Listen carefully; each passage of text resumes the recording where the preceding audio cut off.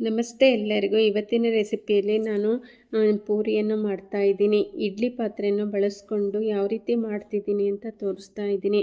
ಕೊನೆವರೆಗೂ ಸ್ಕಿಪ್ ಮಾಡ್ದಲೇ ಈ ವಿಡಿಯೋ ನೋಡಿದ್ರೆ ನಿಮಗೂ ಸಹ ಐಡಿಯಾ ಬರುತ್ತೆ. ಯಾವ ರೀತಿ ಮಾಡೋದು ನೋಡೋಣ. ಮೊದಲಿಗೆ ನಾನು 2 ಕಪ್ಪು ಗೋಧಿ ಹಿಟ್ಟನ್ನು ತೊಗೊಂಡಿದ್ದೀನಿ. ಅದಕ್ಕೆ 2 ಸ್ಪೂನು ಚಿರೋಟಿ ರವೆ ಹಾಕ್ಕೊಂಡಿದ್ದೀನಿ.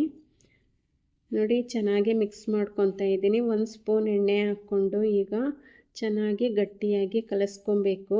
ನಿಮಗೆ ಟೈಮ್ ಇಲ್ಲ ಅಂದರೆ ಏನಾದರೂ ಮನೆಗೆ ಫಂಕ್ಷನ್ ಇದ್ದರೆ ಇಲ್ಲ ಬರ್ತ್ಡೇ ಪಾರ್ಟಿಗಳಿದ್ದರೆ ಈ ಥರ ನೀವು ಮೊದಲೇ ಹಿಂದಿನ ದಿನವೇ ಮಾಡಿಟ್ಕೋಬೋದು.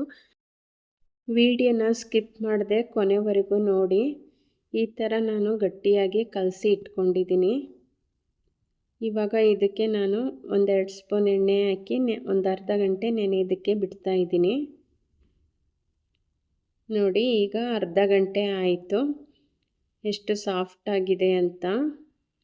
ಇವಾಗ ನೋಡಿ, ಮತ್ತೆ 1-2 ಸೆಕೆಂಡು ಚೆನ್ನಾಗಿ ನಾದ್ಕೊಂಡು ಈಗ ಬಿಲ್ಲೆಗಳಾಗಿ ಮಾಡ್ಕೊತೀನಿ.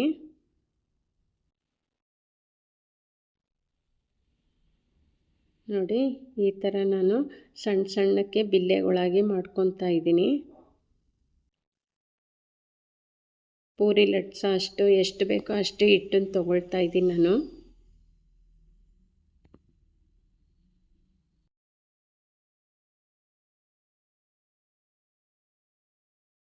ನೋಡಿ, ನಾನು ಬೇಕು ಅಂದರೆ ಎಣ್ಣೆ ಹಾಕ್ಕೊಂಡು ಉಜ್ಕೋಬೋದು. ನಾನು ತುಂಬ ದಿನ ಇಡೋದಾದರೆ ಫ್ರಿಜ್ಜಲ್ಲಿ ನೀವು ಈ ಥರ ಹಿಟ್ಟು ಹಾಕ್ಕೊಂಡು ಉಜ್ಜಿದ್ರೆ ಒಳ್ಳೆಯದು ಅನಿಸುತ್ತೆ. ನೋಡಿ, ನಾನೀಗೆ ತೆಳುವಾಗಿ ಉಜ್ಕೋತಾ ಇದ್ದೀನಿ.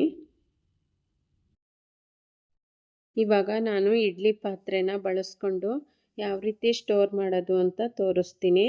ನೋಡಿ, ಮೊದಲಿಗೆ ನಾನು ಇಡ್ಲಿ ಪಾತ್ರೆ ಒಳಗೆ ನೀರು ಹಾಕಿ ಇಡ್ಲಿ ಸ್ಟ್ಯಾಂಡ್ ಇಟ್ಟು ಈಗ ಮುಚ್ಚುತ್ತಾ ಇದ್ದೀನಿ. ಪೂರಿ ಉಚ್ಕೊಂಡಿರುವ ಎಲೆಗಳನ್ನ ಈಗ ನಾನು ಇದ್ರ ಮುಚ್ಚಳದ ಮೇಲೆ ಹಾಕಿ ನಾನು 1 ನಿಮಿಷ ಬೇಯಿಸ್ಕೊತಾ ಇದ್ದೀನಿ. ನೋಡಿ, ಈ ಥರ ಬೆಂದರೆ ಸಾಕು ಅನಿಸುತ್ತೆ. ಇವಾಗ ಇದನ್ನು ತಕ್ಕೊತಾ ಇದ್ದೀನಿ ನಾನು. ನೋಡಿ, ಎಲ್ಲವನ್ನೂ ಈ ಥರ ನಾನು ಬೇಯಿಸಿಟ್ಕೊಂಡಿದ್ದೀನಿ. ಇದನ್ನು ನೀವು ಸ್ಟೋರ್ ಮಾಡಿ ಫ್ರಿಜ್ಜಲ್ಲಿ ಇಟ್ಕೊಂಡು ನಿಮಗೆ ಯಾವಾಗ ಬೇಕೋ ಆವಾಗ ಕರ್ಕೋಬೋದು.